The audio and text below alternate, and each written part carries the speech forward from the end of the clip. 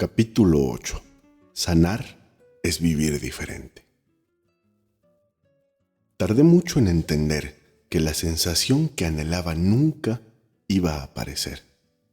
Yo quería que regresara el tiempo, borrar ese 14 de abril de 2002, que nunca hubiera sucedido, que simplemente me despertara un día para darme cuenta de que había tenido la pesadilla más lúcida de mi vida. Como esto no sucedió, no podía sanar. Tuvo que pasar mucho tiempo para entender que al no poder aspirar a nada de eso, tenía ineludiblemente que aprender a vivir con ello. Vivir, no sobrevivir. Usé todos sus trajes hasta que me los acabé, o dejaron de quedarme. Hace no mucho terminé la última de sus lociones. Muchos días lo pensaba, pero la mayoría del tiempo trataba de evitar su recuerdo por temor al dolor que provocaba. Mi mente, mi peor enemigo, me presentaba pasajes, fantasías, sueños. Un día sentarme a platicar en una banca sobre cómo nos iba a cada uno en su actual lugar de residencia. Me atormentaba con teorías religiosas y filosóficas, me cuestionaba queriendo convencerme de que un día nos volveríamos a ver y me aterrorizaba pensar que ello no sería posible. En ese ir y venir, descubrí que había perfeccionado mi mejor habilidad, evadir la realidad. Y en el trayecto me perdía de lo bueno de la vida y de lo malo que se requiere para formar ese bonito contraste que le da color. Tuve que reinterpretar todos los mensajes recibidos y analizarme en exceso para depurar conductas, como parte de mi proceso de evolución emocional. Un día me di cuenta de que había alzado la voz con mis hijitas. Lejos de entender indicaciones en el baño mojado mientras las bañaba, corrían de un lado a otro en un festival propio de su edad. Para un neurótico reprimido e inseguro como yo, que vive en un modo centinela intermitente, esto solo generaba miedo. A que se cayeran, se lesionaran, les pasara cualquiera de esas cosas que puede suceder si corres en un cuarto lleno de jabón. Ante su falta de atención, elevé un poco la voz, poco a poco, increciendo, en proporción directa a su desobediencia, hasta que la prudencia me abandonó. Ese cuarto tapizado de azulejos, escurriendo humedad y vapor, se estremeció con el puñetazo que estampé en la pared mientras gritaba para detener su trepidante alboroto. La algarabía cesó de inmediato. Asustadas, se replegaron y modificaron su conducta al instante, atendiendo las instrucciones que ahora les eran dadas con un tono de molestia y fastidio. Me había convertido, sin quererlo, en ese padre al que no respetas, pero sí temes, en el que nunca quise convertirme. Afortunadamente ya había conciencia. Aunque sentí un dolor profundo, no lo demostré para no potenciar el daño ni revictimizarlas. Más tarde, al llevarlas a la cama para contarles un cuento, les recordé cuánto las amo y les pedí disculpas. Les expliqué cómo el miedo a que se lastimaran me cegó e impidió actuar con prudencia, asustándolas y provocándoles quizá un daño mayor al que trataba de evitarles. Porque seamos claros, nadie termina en terapia psicológica por haberse caído de sentón jugando con agua en la infancia. Sus almas puras no encontraron obstáculo para abrazar a su papá arrepentido, cuando logré hacerles ver que fue el miedo lo que me cegó. Y aún más tarde, pude hablar conmigo mismo y perdonarme por haber emulado una conducta inapropiada, al tiempo que agradecía la lección. Hoy la conciencia me permite, como se me había indicado, no pasar por donde él pasó. Nunca volvió a suceder, porque ahora, aunque ciertos escenarios aún me afectan emocionalmente, no permito que mis emociones se desborden y dañen a quien más amo. Días después, en uno de sus libros, encontré una frase subrayada, que aunque no puedo replicar textualmente, recuerdo en esencia. A tu hijo no debes darle lo que no te dieron. Debes enseñarle lo que no te enseñaron. ¿Algún día dejó de doler su ausencia? No, pero ya no se sufre por eso. No obstante, justo en ese momento me asaltó un nuevo problema. ¿Qué pasará cuando yo muera y deba dejar a mis bebés solas? ¿Cómo puedo garantizar que estén listas para eso si yo nunca lo estuve? Decidí escribir una carta a mis niñitas, esperando que llegado el momento oportuno, si no tenía manera de despedirme, encontraran entre mis papeles una voz que les evocara nuestros días juntos. Carta para mis hijas.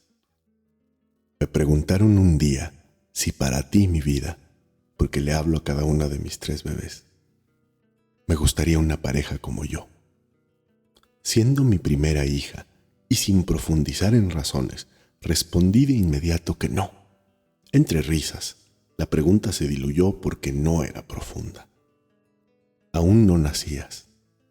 Faltaban más de 4 meses. Recién nos enterábamos de que serías una princesa y aún discutíamos si tendrías el carácter y semblante de una Rebeca o no. 2 o 3 años después, me hice la pregunta a mí mismo, pero con seriedad. Y por eso mismo, la respuesta tuvo que ser más compleja. Cuando conocí a tu madre, yo era solo un joven intentando ser hombre, pero con un concepto altamente tergiversado de lo que eso significaba. Un planteamiento egoísta que en ese momento funcionaba para mí, pero que era insuficiente para ser esposo y mucho menos para ser padre. Esa versión mía, por supuesto, no me hubiera gustado para ti. Entonces pensé que no habría manera de que alguien cumpliera las expectativas que tengo para aquel que algún día quiera formar una familia contigo o con tus hermanas. Me abrumó la angustia y la impotencia de saber que el mundo está lleno de jóvenes como esa primera versión mía que definitivamente no quiero para ustedes. Por eso, y porque sé que difícilmente atenderás mis consejos cuando llegue el momento, que es casi imposible que un día me invites al café para contarme que conociste a un joven cuyo sentido del humor te gusta, cuyo pelo te agrada, cuya sonrisa te hace querer escucharlo cuando cuenta tonterías. Empecé a fantasear con lo genial que sería que tuvieras amigos como los míos, esos que te interrumpen para decirte que estás mal, que se paran frente a ti para impedirte cometer errores, que opinan en contra cuando saben que equivocas el camino. Ojalá tengas un amigo así, porque yo solo soy tu padre y no puedo ser tu confidente. Ojalá tengas un amigo que te escuche genuinamente, que se preocupe por darte buenos consejos, que quiera verte feliz sin otro interés que conservar tu amistad, que si sabe que necesitas algo, no dude en apoyarte. No necesitas amigos que te inciten a hacer cosas malas. Necesitas uno que te dé ánimos cuando flaquees, que te recuerde que la vida es buena incluso en los problemas, que nunca te haga sentir sola, ni siquiera en su ausencia. A ese, vida mía, cuídalo. No abuses de la debilidad que le provoca tu presencia. No menosprecies sus palabras. No des ni permitas que te dé pasos que no sean para crecer, aunque sean en direcciones diferentes. Conocerás mucha gente. Algún día quizá decidas caminar de la mano con alguien. Mientras tanto, aprende a distinguir quienes desean tu bien. No intentes ser buena a toda costa, sé justa.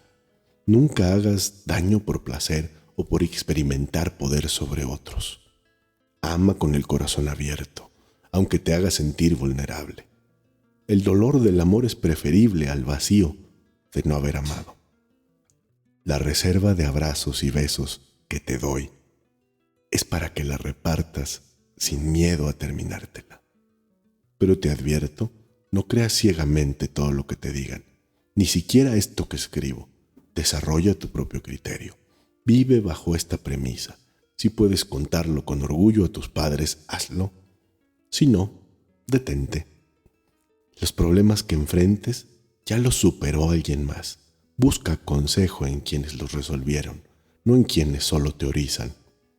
Yo estaré aquí mientras pueda, pero cuando no, confía en ti.